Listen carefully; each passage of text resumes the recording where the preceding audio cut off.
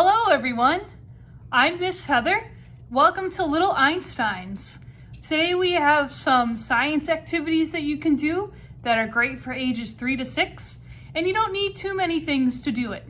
Today we are talking all about the human body, and so there's 4 different things that we can do today to learn more about the body and how it works. So today you'll just need a paper bag. You'll need a zipper bag, a paper towel, and you might want a pencil and some crayons, and last but not least, a paper towel tube or a toilet paper roll. So let's get started with our first activity. All right, so the first body system that we're going to talk about today is digestion. So this is where you need your zipper bag and you need some food. So this could be the same kind of food that you're eating for breakfast, lunch, or dinner, something that you're having for a snack. It doesn't need to be anything special, but if you have a variety of textures, that'll be really cool to see. So what you want to do is fill up your bag with some food. You can just put it straight in. You don't have to do anything too special to it. This bag is going to be like your stomach. If you picked up a bag at the library, you have a worksheet inside, and this is where you can record information about your digestion experiment. Because usually when scientists perform experiments, they like to record their results to see what happens. So here you can draw before what it looks like before you squish it up. And then here you can draw what it looks like after you squish it up. You don't need a fancy piece of paper. You don't need this fancy recording sheet to record how yours looks. You could just do it on a regular piece of paper and put a before side and an after side. So in my stomach bag, I broke up a piece of cookie, I broke up a Rice Krispie treat, and I put in some chips in there as well.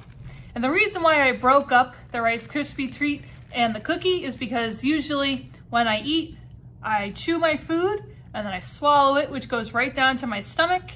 And so I don't usually have just big pieces of cookie in my stomach. Usually it's chewed up pieces. So that's why I broke up my cookie here. I also put in a little bit of water as well, because usually when you eat, you drink something to help kind of wash it all down. And also your stomach has some acids in it, or some kind of juices that really help to break down the food. And so now we've got the food in the stomach, and it's time to simulate digestion. So to do that, you can just squish the bag with your hands, kind of doing what would normally happen in the stomach. The muscles would all start to squeeze all the food and everything. And you can see that it really just gets all mushy. All right, the next body system that we're going to be talking about is the respiratory system. And this is what your lungs are part of. And your lungs help you breathe.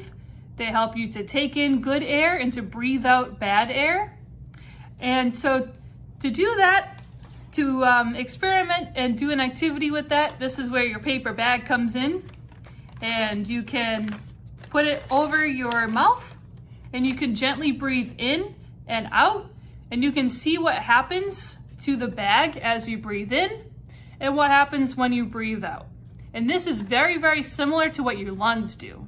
So you can think of the paper bag as being like your lungs. Put it right over your mouth and breathe in and breathe out. So when I breathe in and I take air out of the bag, you can see it kind of gets smaller. And when I breathe out and I put air into the bag, it gets bigger. And it fills right up with all the air. The next body system we'll be talking about and doing activities with is the nervous system.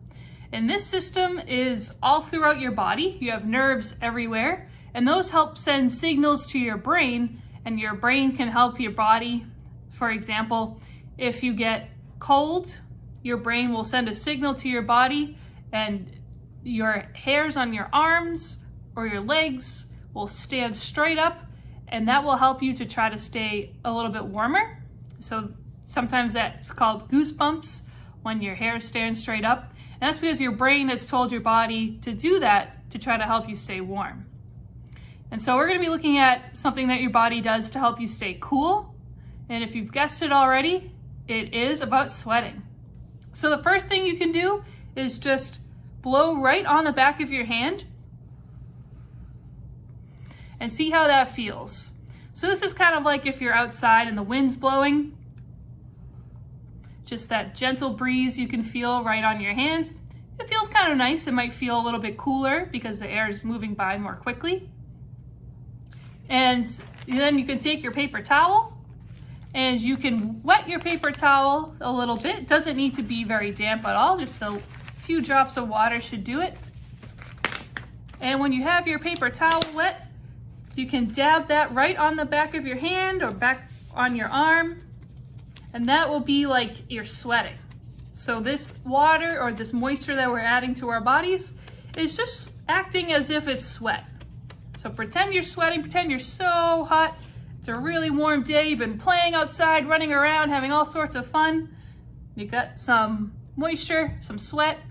And now blow right across the back of your arm again and notice what happens. Usually you feel a little bit cooler because your body produces that sweat, that moisture to help cool you off.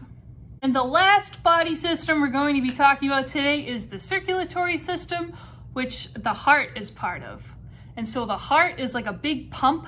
It helps to pump blood all around your body, helps to circulate or move the blood around, because all the parts of your body need some blood, because blood helps to carry nutrients, carries hormones, and it also can carry oxygen as well, which all the different cells, all the different little parts that make up your body, they all need those things. So it's really important for the blood to be able to move all around your body. If you have a paper towel or toilet paper roll, this is where these come in handy. They can actually be sort of like a stethoscope, which is a tool that doctors and nurses use to listen to your heartbeat.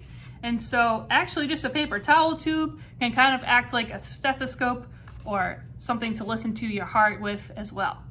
So you can put your ear on one side and you can put the other side near someone's heart, as long as they give you permission that it's okay to do that, and you will be able to listen to their heart.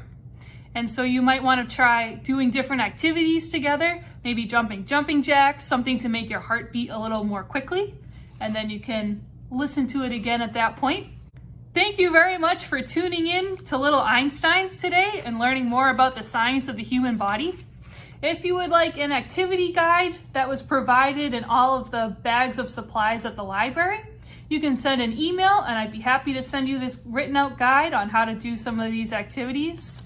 I hope you have a great rest of your day, and I hope you'll subscribe to our channel so you don't miss another video. Thanks again for watching. I hope to see you soon. Thank you. Bye.